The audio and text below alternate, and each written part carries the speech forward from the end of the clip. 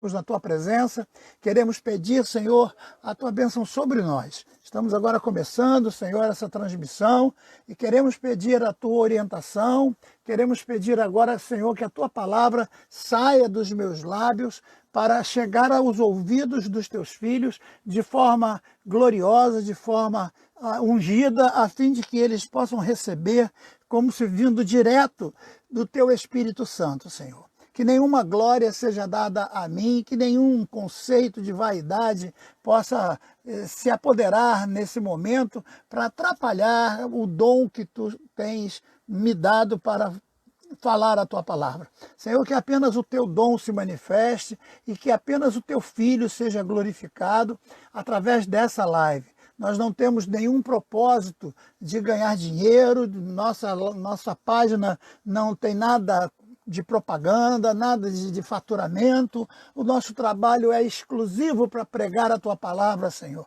E eu me orgulho muito disso. E as apostilas que nós estamos colocando de graça para os teus filhos, e muitos estão pegando, estão usando, abençoa, Senhor, para que eles possam, lendo as apostilas também, eles possam aprender mais da tua palavra. Te pedimos a tua bênção sobre nós e sobre todos que estão nos ouvindo, em nome de Jesus. Amém. Sobre este profeta, e não vai dar para a gente falar sobre todos os detalhes da vida deste grande homem de Deus, mas o Senhor me tocou para nós falarmos hoje sobre o finalzinho da vida dele, né? Nós falamos sobre o início, vocês se lembram do início da chamada de Eliseu? Nós conversamos na live do dia 24 de julho, nós falamos sobre a chamada de Eliseu. Está lá no segundo livro dos Reis, capítulo 2, versículos de 1 a 17. Então falamos quando Elias estava para subir num redemoinho de fogo, Eliseu foi atrás dele, de Gilgal até Betel, enfim. E chegando então no Jordão, a carruagem de fogo separa Eliseu, e Eliseu se vê ali meio aflito porque o profeta tinha subido. E é interessante você entender que quando chega no versículo 12, Eliseu, vendo que Elias subiu, pegou a capa dele, tocou nas águas e disse: onde está o Deus de Elias?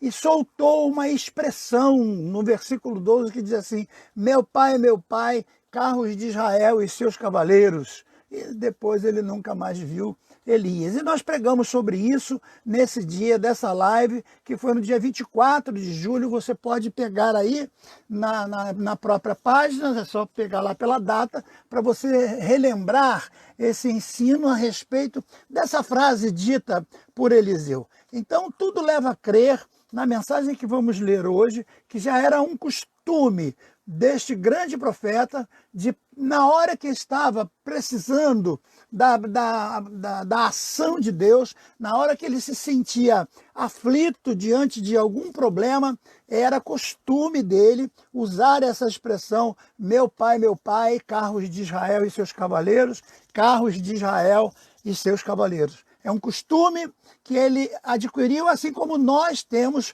costumes de falarmos também, né? Ó meu Deus, ó Senhor, enfim, Senhor tenha misericórdia, só Jesus, né? Enfim, e outros mais. Tem um hino que parece que é do Eliseu também, o Eita Butina, né? Eu acho que é do Eliseu também.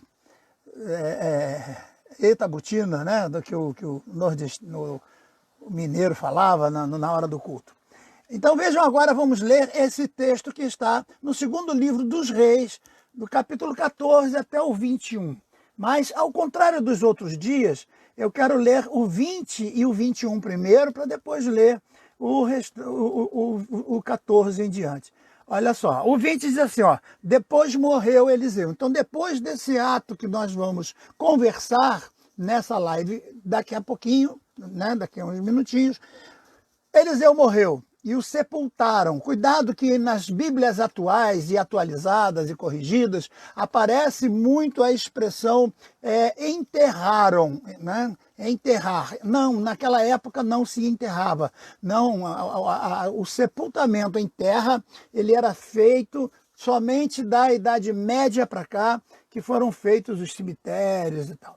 No passado, eles enrolavam o corpo da pessoa e levavam para grutas ou cavernas. Então, existiam cavernas específicas, grutas específicas. Por isso que Jesus, por exemplo, foi sepultado numa gruta feita por José de Arimateia, né, preparada por ele para ser o seu sepulcro. Então, o indivíduo cavava lá, ou então os mais pobres, eles usavam cavernas específicas para os corpos serem colocados lá. Então, no caso de Eliseu, ele já morto foi sepultado, né, e o texto diz que os moabitas invadiram a terra na entrada do ano, ou seja, no ano seguinte, na entrada do ano, os moabitas invadiram Israel. E o que vai acontecer? Sucedeu que, sepultando eles um homem, eis que viram as tropas e lançaram o homem junto da sepultura de Eliseu, onde estava o corpo já, né, desfeito do profeta, já estavam os ossos só, a pele já tinha sido consumida, os ossos já ressequidos, né, pelo tempo, e o homem caiu naquela caverna, tocando os ossos de Eliseu. Eu estou no versículo 21. E o que vai acontecer? Quando esse homem toca nos ossos ressequidos do profeta que já estava morto há mais de um ano, ele vai reviver. O soldado revive, volta o espírito ao seu corpo e ele se levanta e sai andando com os próprios pés. Vejam que esse profeta fantástico, que mesmo depois de morto, os seus ossos ainda tinham a unção de Deus para poder ressuscitar um morto. Um dos atos mais fantásticos da Bíblia é esse aqui, que o indivíduo ressuscita. E eu fico impressionado de ver isso aqui. Eu ainda vou fazer uma live só para falar desse assunto, porque, veja, a gente fala muito bem de fé, mas a fé, ela pode ter um efeito retardado. E é importante você entender isso aqui. Eu vou fazer uma live sobre isso, sim, vou. Porque Jesus disse assim, ó, aquele que crê em mim, ainda que esteja morto, viverá. Então veja, Eliseu já estava morto, então Eliseu não tinha fé para ressuscitar aquele homem porque já estava morto. E aquele homem que já estava morto, não tinha como usar fé ali naquele momento, porque já estava morto. Então tudo indica que a fé que eles tinham enquanto vivos agiu agora depois que eles estavam mortos. Então a palavra de Jesus se cumpre até no Antigo Testamento, porque quando Jesus diz, aqueles que creem em mim, ainda que estejam mortos, eles reviverão, eles voltarão à vida, porque Jesus é a ressurreição e a vida. Certo? Então é muito importante nós entendermos esse texto e guardarmos essa forma de conexão, de unidade, de união entre o Antigo Testamento e o Novo. Então você vê Eliseu sendo aqui um símbolo de Jesus. Então Jesus vai morrer e a sua morte vai trazer vida para nós, assim como a morte de Eliseu trouxe vida para aquele rapaz, né? Então, muito bem. Eu quero voltar então ao versículo 14, que é o que eu guardei, o que eu me preparei para falar com vocês nessa nossa pregação de hoje, certo? Então, é o mesmo capítulo 13 do segundo livro dos Reis, e vai começar no 14, no versículo 14 em diante. Então, eu quero que você leia junto comigo, que o texto diz assim, ó, e Eliseu estava doente da enfermidade de que morreu. Então veja, esse profeta que vai realizar 14 grandes milagres, que vai ter um ministério que vai ser exatamente o dobro do ministério do profeta Elias. Ele vai ser o dobro do que o Elias foi. Então muita gente acha que Elias foi o maior profeta da Bíblia, mas não foi não. Eliseu foi o maior no sentido de mais mistérios, mais milagres, né? E repetindo os mesmos milagres que Elias, seu mentor, e ele foi um discípulo que realmente acompanhou o seu mestre, fazendo tudo aquilo que o mestre fez, e porção dobrada como ele pediu, ele recebeu para fazer o dobro. Mas, como todos os homens precisam morrer, ele também morreu, né? Então a morte, ela tem a ver com a nossa carne, tem a ver com a vida humana, material, não a morte eterna, mas a morte física. Então, se Jesus não arrebatar a igreja, eu também vou morrer, você que está me ouvindo vai morrer, mas, mesmo mortos, nós reviveremos para a ressurreição do Senhor, porque quando o Senhor Jesus Cristo voltar, quer estejamos vivos, quer estejamos mortos, todos nos reuniremos. E o apóstolo Paulo diz que os mortos ressuscitarão primeiro e os que ficarem vivos na hora serão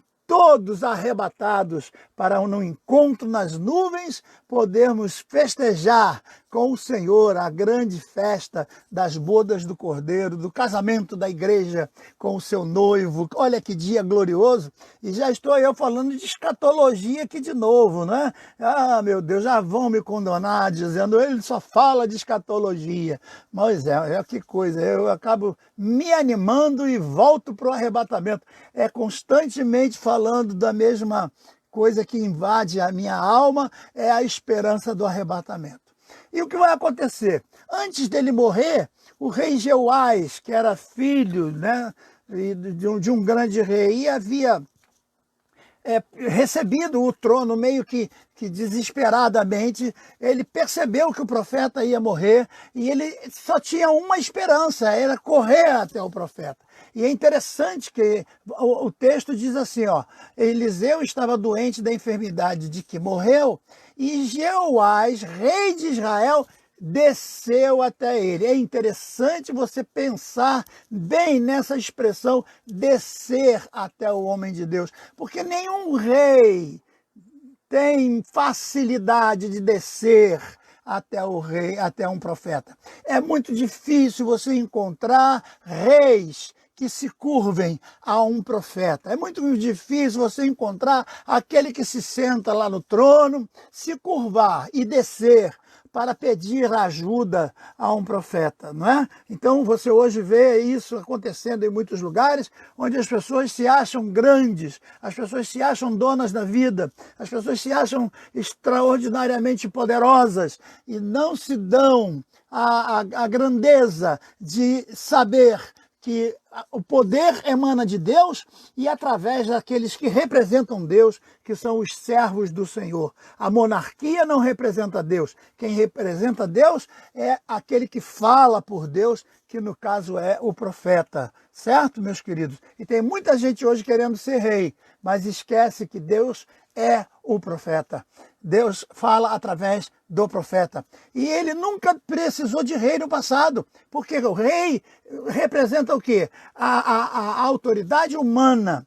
Mas Deus, no passado, ele quando estabeleceu a liderança dos filhos de Israel, ele só escolheu duas funções. Uma, para que ele, Deus, falasse com o povo através do profeta. E para que o povo pudesse falar com ele, Deus, através dos sacerdotes. Então o sacerdote representa o povo para falar com Deus. Por isso Jesus é o nosso sacerdote. E o profeta representa Deus para falar com o povo. Por isso que Jesus é o nosso profeta. Ele fala de Deus conosco e ele fala de nós. Para Deus, louvado seja o nome do Senhor.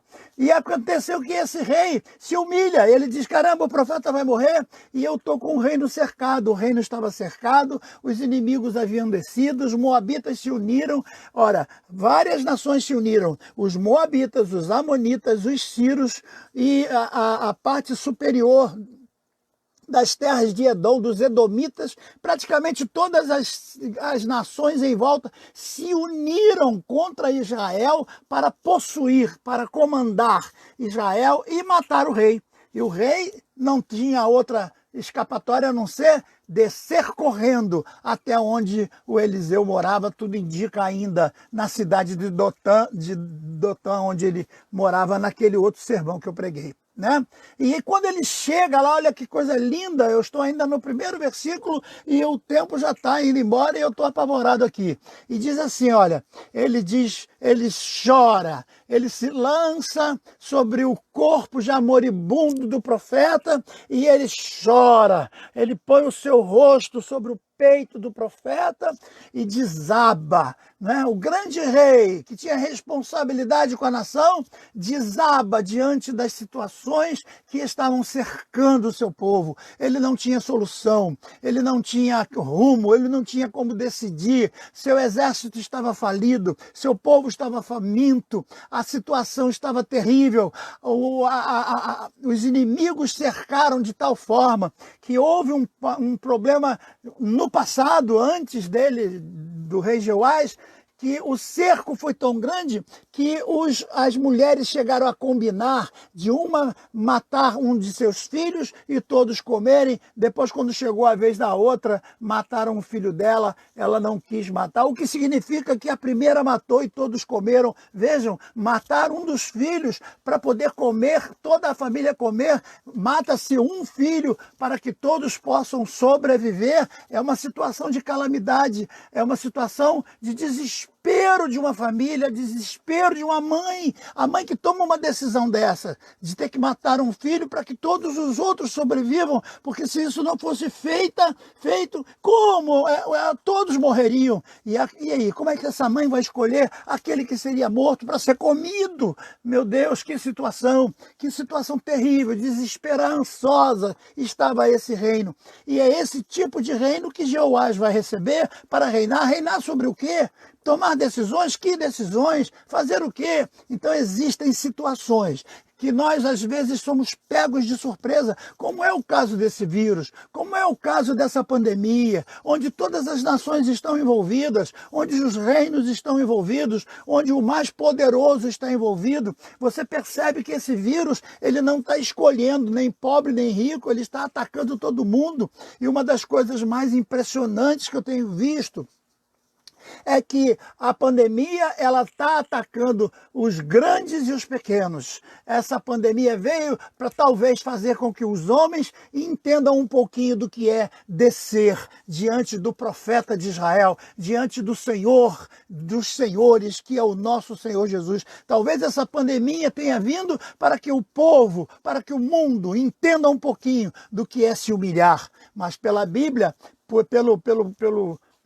que o profeta João, apóstolo João profetizou no seu livro profético de Apocalipse, o povo, por mais que sofra, não vai se arrepender. Por mais que eles morram, eles não vão se arrepender, pelo contrário, vão se revoltar contra Deus e não vão entender que a solução está em Cristo Jesus, o nosso Senhor. Mas esse rei aqui entendeu que a solução estava nas mãos de Deus e ele corre até o profeta e ele se lança chorando, desesperado, e ele vai usar a mesma expressão. Ainda no versículo 14, ele vai usar a expressão que o profeta usava. O rei vai lembrar ao profeta. Olha que coisa fantástica. O rei vai dizer: meu pai, carros de Israel e seus cavaleiros. Como quem diz: olha, profeta, eu estou na mesma situação que tu já estiveste, você tem essa experiência, você já passou por isso, e é por isso que nós amamos Jesus, porque ele foi homem,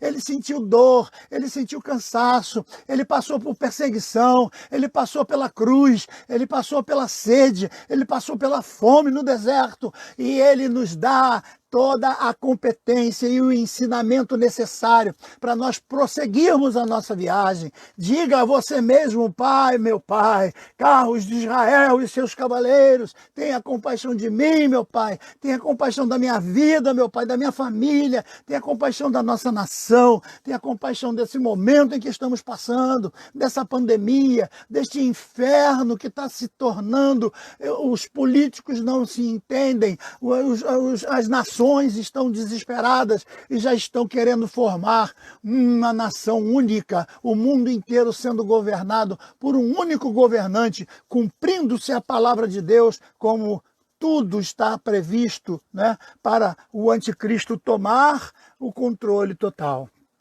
Mas o mais interessante é que o profeta estava tranquilo. Uma das coisas que mais me chama a atenção para o profeta Eliseu, sem querer idolatrá-lo, sem querer fazer dele um super-homem, em ponto nenhum eu estou dizendo que ele era superior a qualquer ser humano, né? Porque não há super-homens na Bíblia, não há. Se eu tivesse que falar aqui dos erros que Eliseu cometeu, eu poderia falar de tantos, né? Quando ele amaldiçoa crianças e as crianças morrem na hora, infelizmente, né? O temperamento dele também era meio explosivo. Mas o profeta tinha essa tranquilidade. E ele chama agora o rei e ele reúne agora as suas últimas forças, talvez, para poder falar com esse rei. E ele vai dar algumas ordens para esse rei, que eu queria que você me desse tempo para eu concluir a análise dessas ordens importantes que ele vai dar para esse rei. Olha que coisa fantástica. A primeira ordem que ele diz está no versículo 15. E Eliseu lhe disse: toma o arco e a flecha. Toma o seu arco e a sua flecha. O que significa isso?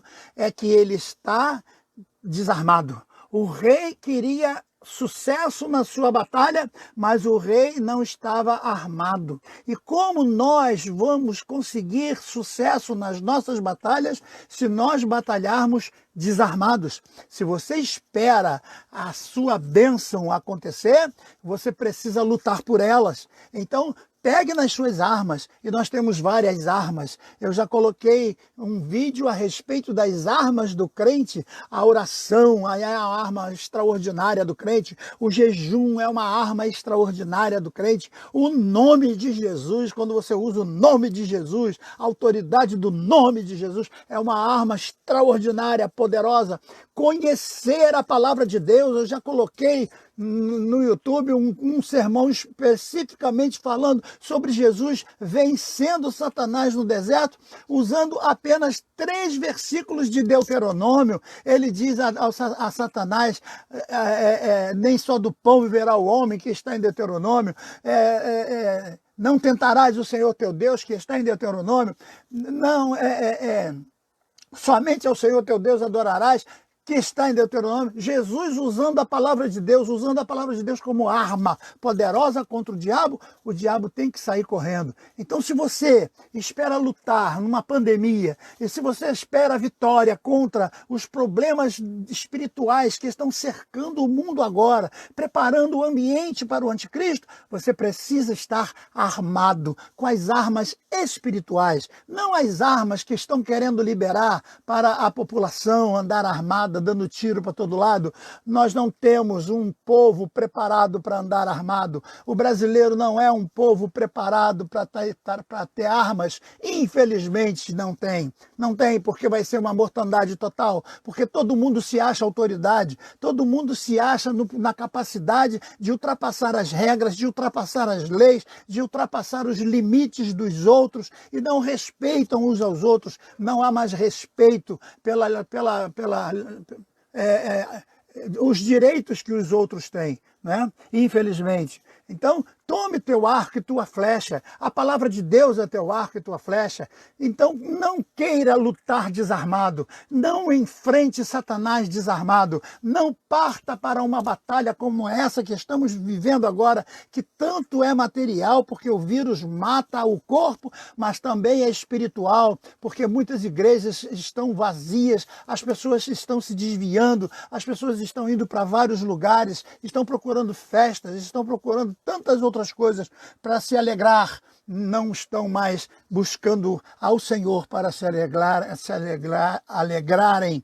Então, o que fez o rei? Tomou o arco e as flechas. E agora, o que vai fazer? Ele põe a mão sobre o arco.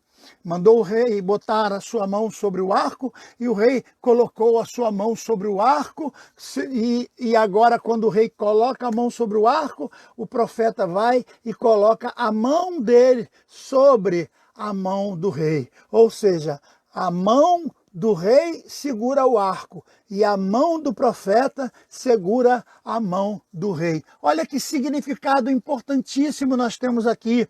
O rei simboliza eu e você, que precisamos ter a palavra de Deus, que precisamos estar armados, colocar as nossas mãos nas nossas armas espirituais, mas o profeta representa Jesus, que vai colocar a mão dele sobre as nossas mãos. Ou seja, não sou eu sozinho que vou lutar essa batalha na força da minha carne, na força do meu esplendor, na força da minha competência, na força da minha sabedoria. Não, não é a minha mão sozinha. Também não é a mão do profeta sozinho. Ah, Senhor, faça acontecer e eu mesmo não faço nada. Ah, Senhor, nós estamos clamando pela tua bênção e eu mesmo não faço nada. Senhor, me dá um bom emprego, mas eu não quero levantar cedo. Eu quero um emprego que eu possa chegar meio-dia, sair 2 horas para almoçar e só voltar de noite. Então, emprego assim não existe, a não ser que você seja político. Aí não precisa nem trabalhar. Então, já estou eu falando mal de político de novo. Então, veja que coisa terrível. Você tem agora a mão de Deus sobre a tua mão. E você trabalhando em parceria com Deus. O profeta é Deus e o rei é você, somos nós. A nossa mão junto com a mão de Deus. Talvez a nossa mão seja fraca, mas a mão de Deus é forte. Pai, segura a minha mão, não deixa eu cair. Segura forte a minha mão, assim como o pai segura a mão de um filho, para que o filho possa caminhar e aprender a andar. Assim é a mão de Deus sobre a nossa mão. Então, se você está armado com a palavra de Deus, se você está armado com a oração, com o jejum, você está preparado, mas não vá na força do seu peito, na grandeza da sua sabedoria, porque você vai cair. Então, deixe a mão de Deus segurando a tua mão, né? E como aquele hino, segura nas mãos de Deus e vai, caminha sempre, deixando Deus te segurar. Não vá na força da sua carne, mas também não fique esperando Deus fazer. Tem muita gente que fica, Senhor, manda um anjo lá no hospital, Senhor. Senhor, manda o teu anjo lá na casa do irmão fulano, que está doente. Senhor, manda o teu anjo. Aí o anjo deve olhar, né? Isso é meu pensamento. Deve olhar e dizer, mas o camarada, olha só, Deus disse que ele que tem que ir e ele quer que eu vá. Porque qual é o anjo da cura que Deus vai usar para curar alguém?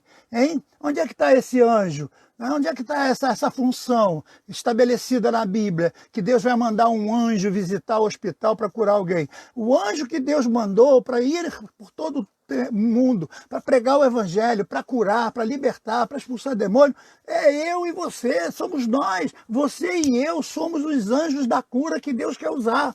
Ide por todo mundo, pregar o evangelho a toda criatura, aquele que crê será salvo. Esses sinais seguirão os que crerem, em meu nome expulsarão demônios, falarão na língua, porão as mãos sobre os enfermos, eles serão curados. Então você e eu somos os anjos da cura e do poder que Deus quer usar, mas que você está pensando que é Deus que vai trabalhar sozinho, então você está enganado. E se está pensando que você vai vencer na força da sua grandeza e da sua sabedoria e do seu poder, você também está enganado. Então é a mão do profeta, junto com a tua mão. É você segurando o arco, a flecha e a mão do Senhor sobre a tua mão.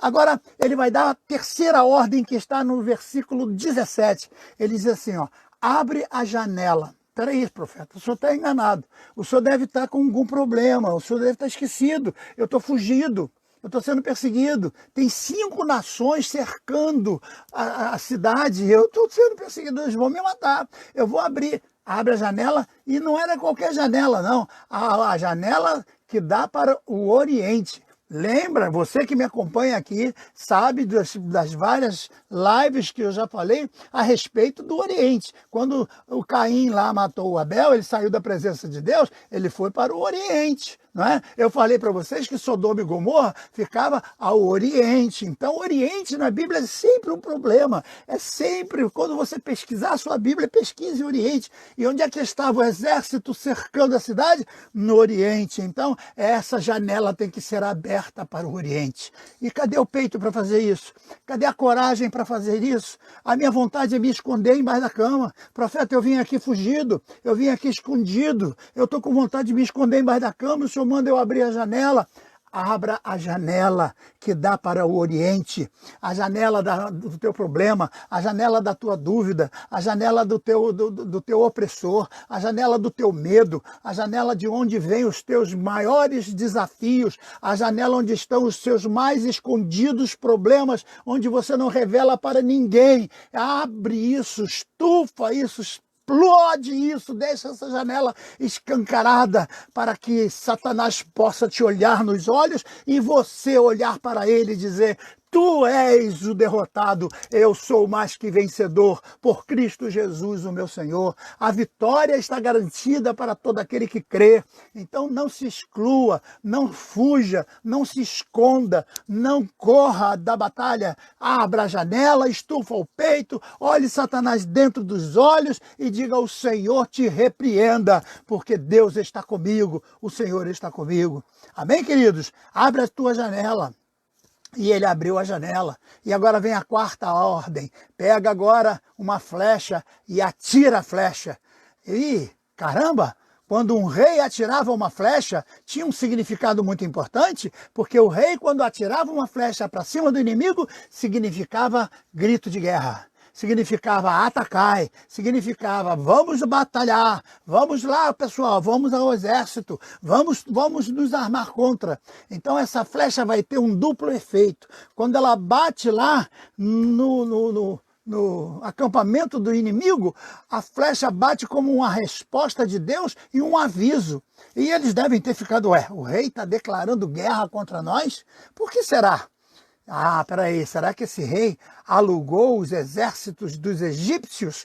Porque Flávio Joséfos diz que tudo indica que os exércitos inimigos ficaram com medo de Israel ter pago aos egípcios para virem ao alcance deles, para guerrear suas batalhas. Isso não está na Bíblia, mas está num livro paralelo. Pode ser verdade, pode não ser, mas é interessante que a gente analise. Veja, quando a flecha bate lá, o exército inimigo fica com medo e diz: espera aí, eles têm alguma coisa, o rei está declarando guerra, ele está cercado e ele não está com medo. Da onde ele está? Ele está na casa do profeta. Caramba, esse profeta aí é poderoso. Se o profeta mandou ele declarar guerra, então alguma coisa tem. E agora dentro da cidade o que vai acontecer? O povo que já estava cabisbaixo, o povo que já estava desistindo, o povo que estava desanimado, o povo que já não tinha mais coragem para enfrentar, quando vê o rei declarando guerra, o povo começa a gritar desesperado, dizer: vamos à batalha, o Senhor é conosco, o Senhor vai nos dar a vitória. Então quanto mais os filhos de Israel gritavam dentro da cidade, mais o inimigo batia em retirada e foram todos desbaratados. E agora, a flecha foi atirada, o inimigo ficou em alvoroço, o exército de Israel se anima com a declaração de guerra do rei, mas o que tem que ser feito agora? O rei talvez tenha pensado: pronto, profeta, muito obrigado, né? Está tudo certo, porque quando ele atira a flecha, lá no versículo 17 diz: e atirou a flecha e disse: flecha do livramento do Senhor, é a flecha do livramento contra os sírios, porque ferirás os sírios até a Afec, até os consumir. Assim termina o versículo 17. Mas o profeta está dando ordens, e ao final dessa ordem, o rei deve ter pensado: pronto, está resolvido o problema. Muito obrigado, profeta, que Deus te abençoe, vou voltar lá para o meu exército e vamos comemorar a nossa vitória. Aí o profeta diz: não, peraí, ainda tem mais uma ordem. Tem mais uma ordem, é a quinta ordem que eu vou te dar. Está no versículo 18. Toma as flechas. Agora não é uma flecha só. Para um inimigo é uma só, mas para esse outro inimigo aqui tem que ter várias flechas. Olha que coisa interessante. Primeiro ele atira uma flecha contra o inimigo que estava no Oriente. Basta uma flecha. Contra Satanás basta uma flecha. Mas esse inimigo aqui é mais poderoso. E esse inimigo aqui precisa de flechas, de mais do que uma. Ele precisa de mais flechas. Então diz o versículo 18, toma as flechas. E ele as tomou. Então disse ao rei de Israel, agora é a sexta ordem, fere a terra. Começa a tirar flecha para a terra. Atira na terra, no barro. Vocês sabem que naquela época não tinha ladrilho no chão, não tinha taco, não tinha azulejo, era barro batido, era socado, né? Muita gente hoje ainda tem, alguns lugares ainda existe as casas onde eles batem o barro bem batido e ficam tipo um assoalho. Então, atirar flechas contra o barro, atirar flecha contra a terra, atirar flecha contra aquilo do qual nós somos feitos. Você vai matar a terra, você vai matar o barro, você vai matar aquilo que representa a tua humanidade, que representa toda a tua carnalidade, que representa tudo aquilo que você é diante de Deus. Você é o barro que sobrou, você é o pó da terra, você é aquilo que precisa ser morto com várias flechadas, porque você é o grande e maior problema que você tem que enfrentar. Maior do que qualquer outro problema são os problemas que temos que enfrentar contra nós mesmos. Por isso que o apóstolo Paulo diz, para enfrentar Satanás de cabeça erguida, né? Diante de Satanás, nós temos que ter a fé, para resistir ao Satanás na fé. E isso é uma palavra que vem de apoio, com todos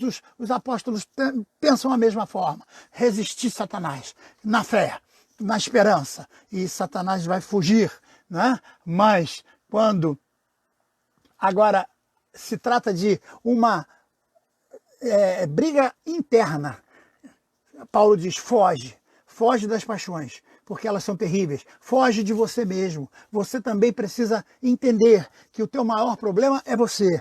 O teu maior desafio é você. Então não basta tirar flecha contra o inimigo que está lá fora. Você precisa matar o barro dentro do seu quarto. Então veja, preste atenção. Quando você atira a primeira flecha, talvez não aconteça nada.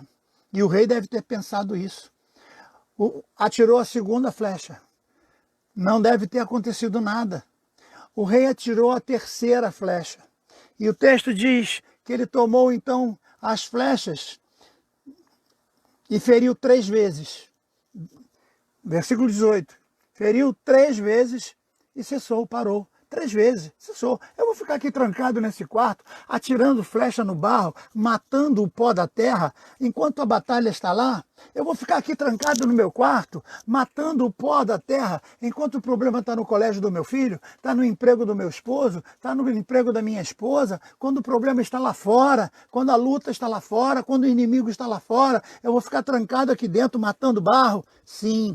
Você tem que entender esse processo de Deus. É um processo especial, é um processo maravilhoso, que pouquíssimas pessoas entendem isso. Porque veja, ele atirou 3 flechas e cessou no versículo 18. Aí vem o versículo 19 e diz, então o homem de Deus se indignou muito contra ele e disse, 5 ou 6 flechas você deveria ter atirado.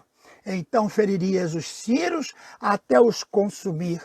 Porém agora, só 3 vezes você vai vencer os círios. Ele atira 3 flechas e ele só vai ter 3 vitórias. Tá? Se ele tivesse atirado 5 flechas, olha, ele passou da metade. Se ele tivesse atirado 6 flechas, ele estaria na metade. Ele parou na metade. Por que que parou? E o profeta fica indignado, por que que você parou? Você não deveria ter parado. E no meu ministério eu já vi muita gente desesperada dizendo, pastor, eu parei. Pastor, eu estava clamando muito pelo batismo no Espírito Santo.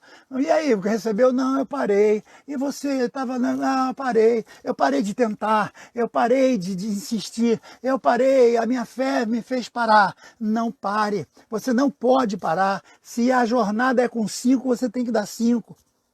Lembra lá do Naamã, que eram 7 mergulhos? Não adiantava dar um mergulho só, não adiantava 2 ou 3, são 7. Então você, agora, ele está dizendo que você tem que ferir a terra, a você mesmo, ao barro. Fere ao barro. E se você tivesse atirado 5 ou 6 flechas, você teria vencido por completo.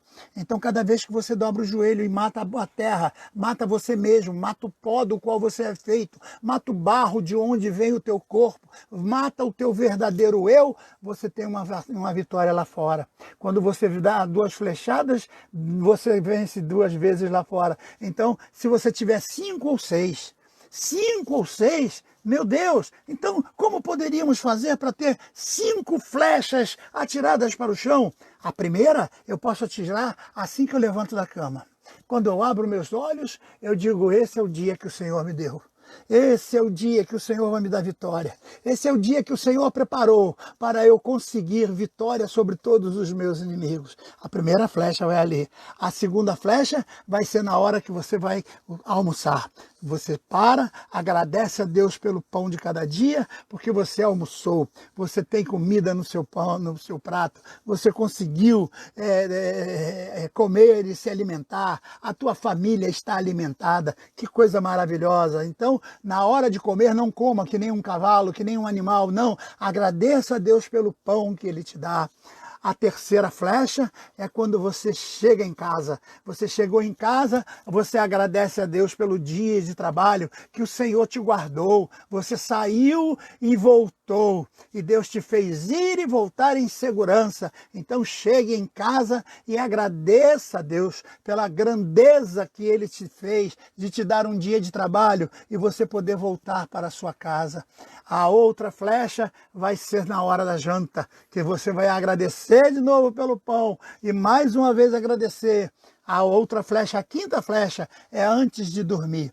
Antes de dormir, não deite e durma de qualquer jeito. Faça uma oração e agradeça ao seu dia. Agradeça por tudo que aconteceu no seu dia. Agradeça a Deus por todas as coisas que Ele fez para de maravilhoso ou não, que você gostou ou não, não importa. Mas agradeça a Deus a sua quinta flecha antes de dormir.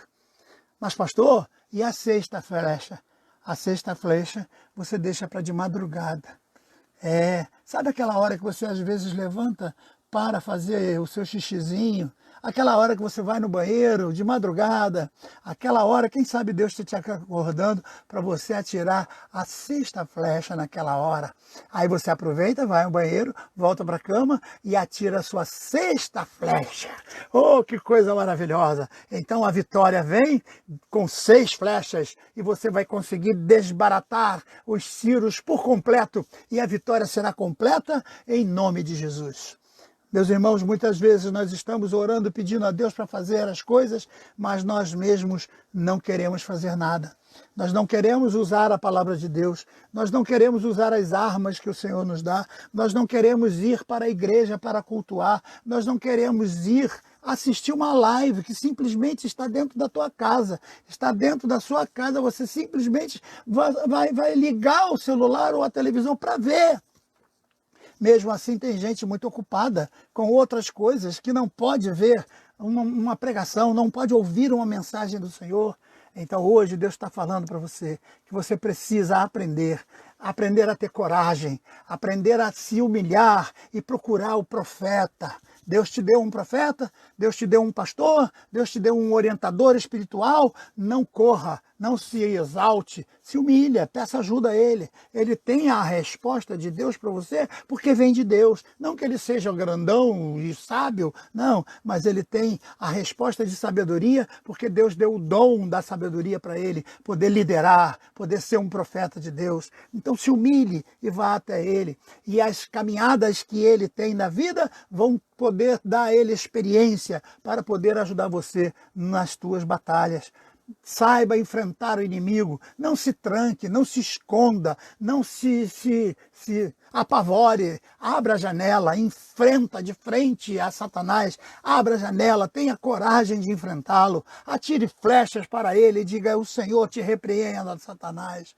E por último, não esqueça de ferir a terra 5 ou 6 vezes, ferir o barro, porque nós somos o barro que sobrou. Como aquele hino que o J. Neto cantava, que no princípio criou Deus os céus e a terra, e tudo Ele fez conforme Ele planejou, né?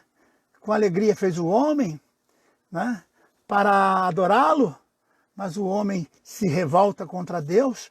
O homem não sabe que foi a última coisa que Deus criou, porque o homem foi feito do barro. Então, toda a criação foi feita e o homem foi feito do barro que sobrou. O homem é o barro que sobrou. Você e eu somos o barro que sobrou. Então vamos matar esse barro. Não vamos deixar esse barro sentar no trono. Não vamos deixar esse barro comandar a nossa vida. Não vamos deixar esse barro ser o senhor das nossas vitórias. Não, não, não, não. Vamos matar esse barro com as flechadas da palavra de Deus para que Deus nos exalte na hora da tormenta e os inimigos possam bater em retirada. Então, aprenda. Uma oração, uma vitória. Uma flecha, uma vitória. Né? Então, quem ora muito é muito abençoado. Quem ora pouco é pouco abençoado. Quem não ora nada não tem bênção nenhuma. Eu gostava muito de um corinho que eu cantava ano passado, quando ainda podia cantar, que era mais ou menos assim: vamos orar, irmão, vamos orar, irmão, vamos orar para receber poder.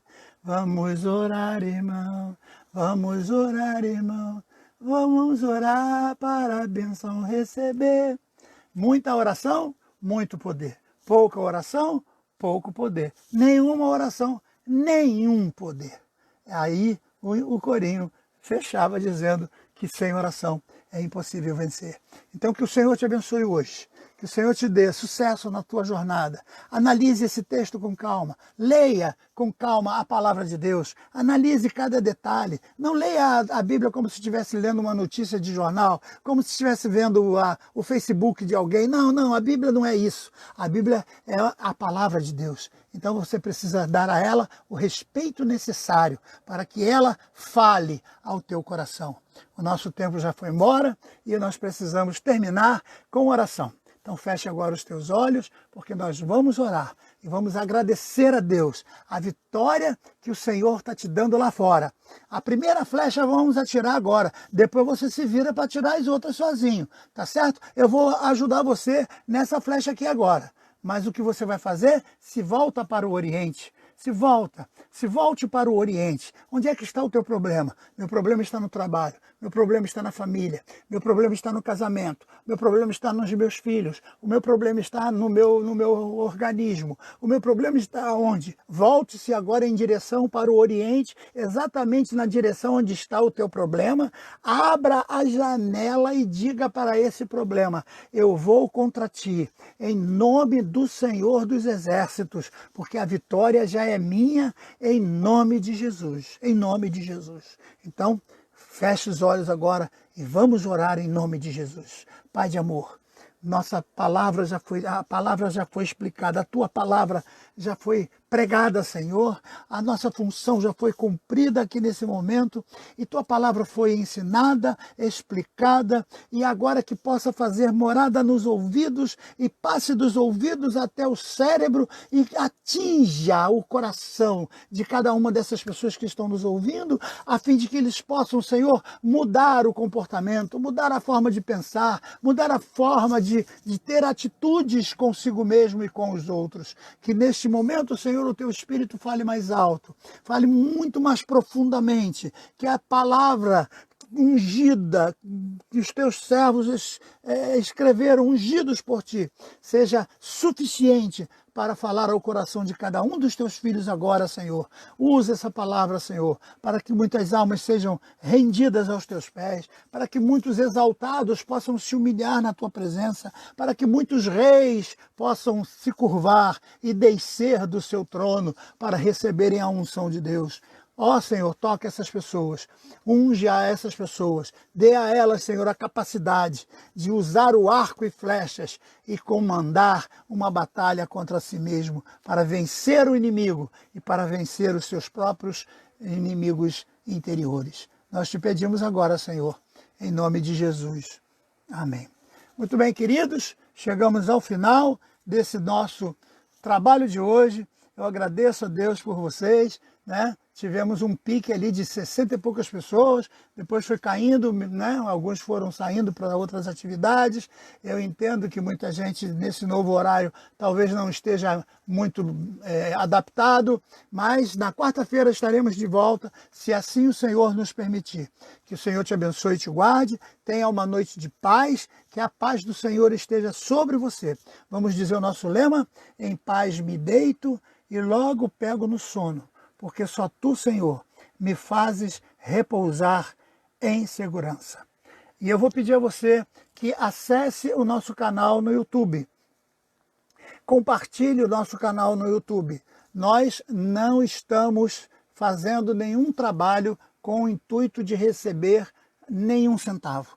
Nós não estamos fazendo trabalho para receber nada, absolutamente nada. Não há propaganda, não há nada de remuneração, não há nada. As nossas apostilas são entregues gratuitamente, basta você clicar lá e receber gratuitamente uma cópia original, se você quiser xerocar para poder passar para a sua igreja, passar para os seus alunos, você tem a cópia original do meu trabalho.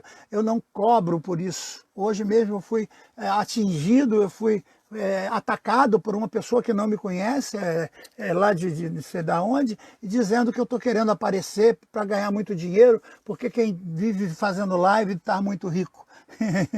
Infelizmente eu não penso desse jeito, né? A minha riqueza eu já conquistei há mais de 30 anos atrás. Eu louvo a Deus, porque essa riqueza nunca saiu de mim e eu nunca saí dele. Então, tenha uma noite de paz e ajude-nos a divulgar o Evangelho do Senhor Jesus Cristo. Deus te dê a paz do Senhor e possamos todos dormir na presença de Deus. Quarta-feira estaremos de volta, em nome de Jesus, se Ele permitir. Durma com Deus, tenha a paz do Senhor.